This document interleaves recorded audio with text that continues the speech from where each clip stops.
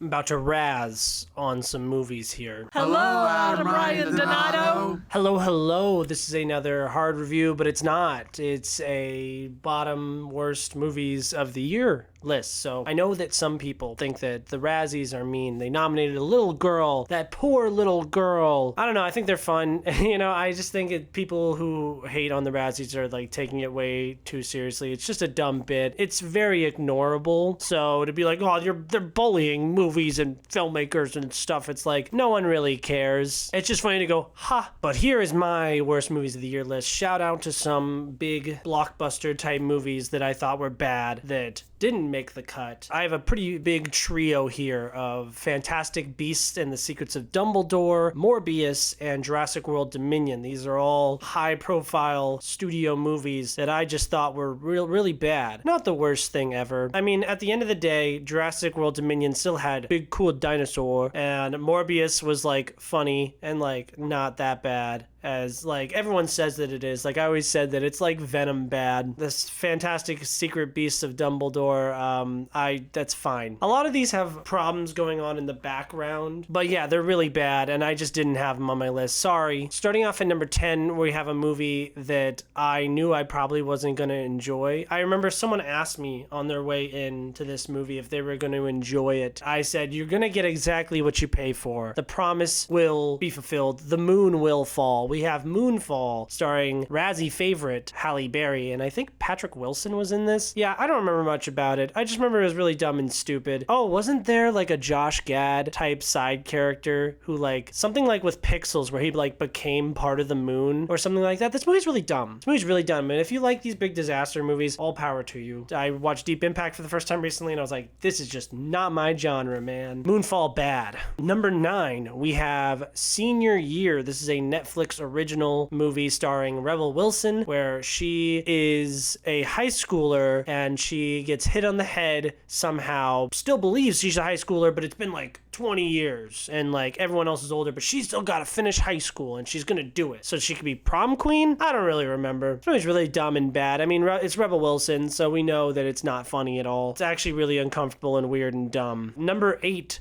we have a movie that I like to keep the smaller movies off this list. Like if it didn't come out in theaters, like I kind of feel bad. I had very few 1-star movies because Moonfall and Senior Year were both 2-star movies. For me, like, yeah, it was bad, but it's fine. Big Gold Brick is my first 1-star movie. Who's in this? Megan Fox is in it. Andy Garcia and Lucy Hale, Oscar Isaac are in this. It's like a comedy, like a cerebral comedy, and I think my Letterboxd review is, this is a comedy? I had to review this one for Disappointment Media. It's bad, but I'm not really going to spend much time on it. Number 7 on my list is a dumb movie that did go to theaters, and I know we had quite the renaissance for horror in 2022, but The Invitation is not in that club. It felt like it was trying to go for that like Twilight thing where it's like romance, but it's kind of like horror. The movie completely shifts gears halfway through. It's really dumb and really bad. I did not care for it whatsoever, and I was praying for it to be over. Bad movie. Bad. So Moonfall and Senior Year fell into a tier of the worst 2-star movies. Big Gold Brick and The Invitation fell in the tier of the best 1-star movies, like the least offensive 1-star movies, I guess. And now we get into the real bad stuff. So this is the bottom 3 1-star movies, because I have 3 0-star movies. These 3 1-star movies are really terrible, and these really deserve to be the worst movies of the year. Like, that's the thing. When people talk about these worst movies of the year lists, it's like, yeah, I'm sitting here making fun of The 355. This was the first movie to come out of the year. It was just really dumb and bad. The director is one of my least favorites. Simon Kinberg sucks, and it's just a real shame because all the ladies that are in this movie are like awesome. Like Jessica Chastain and Lupita Nyong'o are both 2 of my favorites, and it was just really lame and boring and dumb. Came out over a year ago, so I don't have much to say about it. Bad.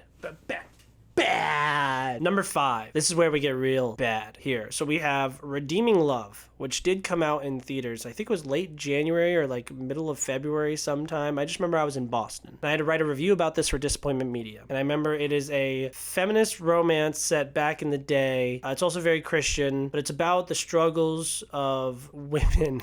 And it's directed by a guy named DJ. This movie sucks, man. It's like weirdly like sexual for a movie that's targeted towards moms and their daughters. It's just really cruel and weird, and the romance doesn't work. Nothing about this movie works. It's directed by a guy named DJ. No offense to DJ, I'm sure he's fine, but like, I don't know, bad choice to direct this movie, I'll tell you that much. Number 4, we have a movie that will be my flagship of like, oh, I'm not allowed to make fun of these movies. Pinocchio. No, I'm kidding. Robert Zemeckis' Pinocchio was atrocious. I feel bad because in years where Lady and the Tramp come out, you know, I have that on my bottom 10 of the year list. There's no good counterpart. I'm not talking about the animated original movie. I'm talking about like this exact same year, there's another Pinocchio movie that's not only good, it's going to win Best Animated Feature. And for such a tired story, because there's so many different adaptations of Pinocchio, this new Disney live action Pinocchio that went straight to Disney Plus, that's a sign, by the way, was just so obnoxiously uninspired, disgusting looking, just downright gross. The CGI is terrible. All of the performances are weird. They added a new song, which I thought was fine, but they like Disney-fy it, like modern Disney-fy it, and really like they nerf it in really weird ways. Like they're not drinking beer anymore. I think they're drinking root beer. You're kind of missing the point of that whole scene. There's a scene with all the Disney cuckoo clocks. You know, it's like Who Framed Roger Rabbit and stuff. The cuckoo clocks at the beginning, and I was like, yeah, I could tell right from here I'm gonna hate it. And it was terrible. It muddied up the whole point of the movie. They added in extra stuff that was just completely unnecessary, and it was awful, and I hated it. Bad! My bottom 3, 0-star movies for me. These are movies that like viscerally upset me if I give you 0 stars, because I don't do half stars. On Letterboxd, I have these down as half-star movies because I have to, because they won't let you give 0 stars to a movie. These are 3 of the most annoying and stupid movies. I just want to point out, we've already had one Netflix movie on this list, senior year. Really bad movie, right? The bottom 3 movies on this list are all Netflix movies. So when Netflix comes out and says, hey, we're going to implement a new rule where you have to log into the main Wi-Fi to stay on the account once every 30 days, I will not subscribe to Netflix. I will never, with my own money, pay for Netflix. And it's because of these 3 movies here. Number 3 on my list of the worst is Me Time. Now, Me Time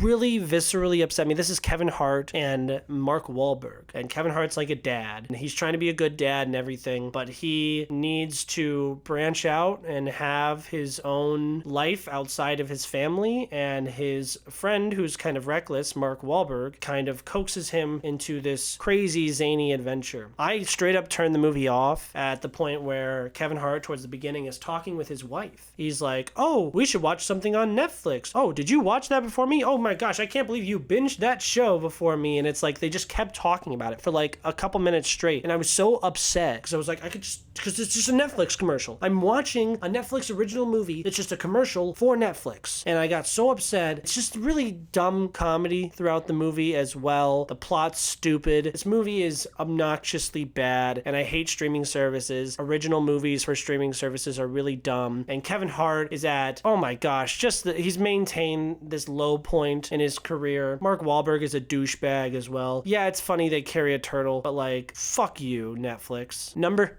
2 on this list is one of the most embarrassing movies I've ever seen. Did you guys see Home Team? That was the one about Sean Payton's suspension where he goes to like coach these little kids. I know it's not Little League, but like Pee Wee football, whatever it's called. Taylor Lautner's in it. He's like the assistant coach in the movie. He has a career still going on. Speaking of has a career still going on, imagine how embarrassed you would be if you found out they were making a movie about the lowest point in your life, probably, and they casted Kevin James to play you. Oh my gosh, Sean Payton, like, I'm sorry, you have to spend the next 5 years with Russell Wilson, and that's still not as bad as having to live the rest of your life knowing you were played by Kevin James in a shitty original comedy that went straight to Netflix. The only hope he has in this world is that no one is going to see it because he gets buried in the mountain of irrelevant, meaningless, mediocre content that lives on Netflix. Fuck you, Netflix. Number 1, the worst movie on this list. I was so mad watching it. I just felt bad. Honestly, I felt like it was pathetic. A pathetic movie. I was really upset because I was supposed to review this movie for Disappointment Media. A long time ago, they did not let me review it because they did not give us a screener, and you know that a movie's bad when they will not let critics review it before it comes out. I think they made the right call here because later down the road, I stumbled across this movie because I had a buddy who watched it with his little niece, and I was like, oh yeah, I forgot that movie existed. You know, why don't I throw it on on my phone in the background. Thank God. Because if I actually like sat down and paid full attention to this thing, I think I'd blow my brains out because Marmaduke was terrible. They casted Pete Davidson as Marmaduke, which is still better casting than Chris Pratt as Mario or Garfield. The animation is worse than Toy Story. And I'm not saying that to diss Toy Story. I'm saying Toy Story came out in the mid-90s and it still has better animation than this. It's so bad. It's so weird and gross looking and like plastic. I'm just dumbfounded by this movie. Terrible, awful movie. So yeah, if you want to sit here and tell me, oh Adam, you're being so mean to Marmaduke. How dare you crap on Me Time and Home Team and Pinocchio and the 355 movies we all crap on all year. It's all in good fun. I love you movies. I supported all these movies. I'm supporting them right now. I'm sitting here talking about them. Just free marketing for the 12 people that watch this video. So you can sit here and feel bad for DJ Caruso who directed Redeeming Love, but sure. I am the mean, cynical critic who hates real art like Marmaduke. What were your least favorite movies of the year? Do you hate movies? I do. Thank you guys for another year of watching me talk about movies. I'm so excited for next year to talk about movies, especially since I'm recording this in February, and January had a pretty decent crop of movies. So I'm really excited and happy